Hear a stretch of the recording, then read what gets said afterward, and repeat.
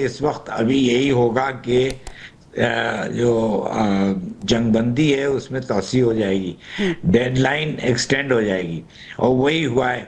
क्योंकि ये पाकिस्तान ने जो सिफारती कोशिशें की हैं उसमें दो अहम बातें थी। एक कि जंगबंदी हो जाए, जो कि 7 अप्रैल को जब बम चल रहे थे और मिसाइल्स चल रहे थे, उस वक्त पाकिस्तान सारी दुनिया वो परेशान थी कि ये कैसे रुकेगा सारा कुछ। पाकिस्तान की कोशिशों से, पाकिस्तान के ही कोशिशों से ये जंगबंदी तय पाई 2 घंटे पहले, डेडलाइन के 2 घंटे पहले। और अब फिर डेडलाइन थी कल, तो उसमें भी तोसी जंगबंदी की हुई है। मुज़ाकरात का मरहला है वो सामने, तो इसमें मेरे ख्याल है वक्त लगेगा। ये बहुत मुश्किल मरहला है, ये सबसे मुश्किल मरहला है अब तक जो हुआ है। एक तो सीज फायर, दूसरे डायरेक्ट टॉक्स, बराह रास्त दोनों वफूद मिले इस्लामाबाद में, और अब फिर गालिबन इस्लामाबाद में मिलेंगे, लेकिन अब मुज़ाकरात का सिलसिला शुरू होगा। अब ईरान जो कहता है कि उनको अमेरिका को ब्लॉकेड खत्म करना है, जो आपने हुर्मुज के ऊपर उन्होंने पाबंदी लगा रखी है कि कोई जहाज नहीं गुजरेगा, वो उसको वो खत्म करें, और उसके बाद वो बाकी मसाइल जो ईरान जिन चीज़ों को अहमियत देता है कि उसके सैंक्शंस उठाए जाएं, उसको रिपेरेशंस मिलें जो उसने आज तक जो नुकसान उठाया हुए वो, और उसको ये थर्ड पॉइंट ये है कि उसको ये एश्योरेंस मिले कि आइंदा अटैक नहीं होगा। ये ईरान का मौक़िफ़ है। अमेरिका का मौक़िफ़ भी सबको पता है कि अमेरिका चाहता है ईरान का जौहरी प्रोग्राम ख़त्म हो जाए। अमेरिका चाहता है कि अपना हुर्मुज़ का ओपन फ्री मूवमेंट हो, आमद-ओ-रफ्त बिल्कुल पूरी तरह खुल जाए, और वो ये भी चाहता है कि ईरान वो बाकी जो मिलिट्री प्रो इंस्टॉलेशंस हैं जैसे बैलिस्टिक मिसाइल वाला, वो भी खत्म करे।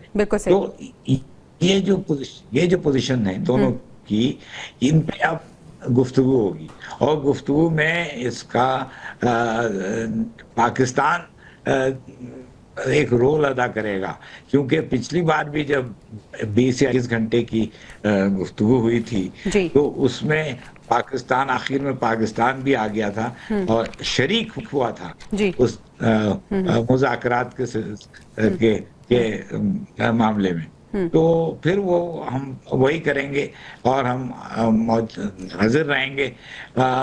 तो हम बिल्कुल सही। अगर सिफारतकारी की बात की जाए तो पाकिस्तान की भरपूर सिफारतकारी का ही ये नतीजा है, और बैकडोर जो डिप्लोमेसी पाकिस्तान की तरफ से की जा रही है उसी के नताइज हमें नजर आ रहे हैं।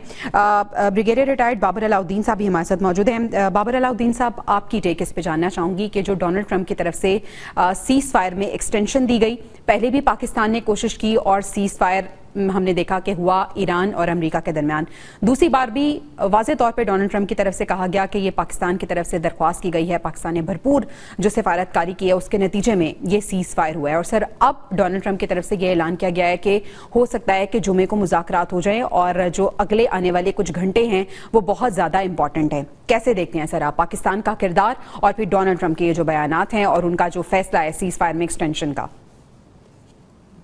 देखिए जी, सबसे पहले तो पूरी दुनिया ऑलरेडी मोतरफ है कि मेरा ख्याल है कि दुनिया को जितना पाकिस्तान का शुक्रिया दुनिया अदा कर सकती है करना चाहिए। इस वक्त पूरी दुनिया में कोई और ऐसा मुल्क नहीं है जो कि डोनाल्ड ट्रंप के साथ इस तरीके से अप फ्रंट बात करे और अपनी बात मनवाए। कल रात को जब सीज फायर खत्म होने में चंद घंटे रह गए थे तो हर वक्त हर तरफ जो है एक गैर यकीनी किसी सूरत हाल थी। कोई किसी को पता नहीं था कि 5 बजे सुबह ये सीज फायर का टाइम खत्म हो जाना है, उसके बाद फिर वही बम्बिंग और वही कत्ल गारत, वही तबाही, और जैसे डोनाल्ड ट्रंप के बयान भी आ रहे थे वो भी इसी तरीके से। तो लोग बड़ी परेशानी में थे, खासतौर पर इकोनॉमिकली दुनिया को बहुत इश्यूज हैं, बहुत ज्यादा मसाइल हैं, और भी किसी को समझ नहीं आ रहा था कि कौन डोनाल्ड ट्रंप को ये बताया कि भाई ये सीज फायर को तो कम एक्सटेंड करो। तो फिर वही बात पाकिस्तान सबके रेस्क्यू पे आया और पाकिस्तान के प्राइम मिनिस्टर ने और chief of the army staff ने दोबारा उनसे बात की, उनसे कहा on the behalf of the rest of the world कि कम से कम सीज फायर को एक्सटेंड करें। उन्होंने माना और उन्होंने एक्नॉलेज किया। बल्कि मैं तो कहूंगा कि डोनाल्ड ट्रंप के बयानात में एक ही चीज कंसिस्टेंट है या एक ही चीज ऐसी है जिसका तसलसल है, और वो है पाकिस्तान की लीडरशिप की तारीफ। बाकी तो सुबह उनका बयान कुछ होता है, शाम को कुछ होता है, दोपहर को कुछ होता है। और जब ये सीज फायर हुई, दुनिया ने सुख का सांस लिया। और अच्छी बात यह है कि सीज फायर को दोबारा किसी टाइम फ्रेम के साथ लिमिट नहीं किया गया। इससे कम से कम ये यकीन हो गया कि कम से कम अभी ये सीज फायर चलेगी, मुज़ाकरात होंगे। तो पहली बात तो ये है कि सीज फायर एक्सटेंड होने से दुनिया ने सुख का सांस लिया। पाकिस्तान सफारतकारी एट इट्स पीक, ये सफारतकारी से बढ़ के भी कुछ आगे चीज है जी।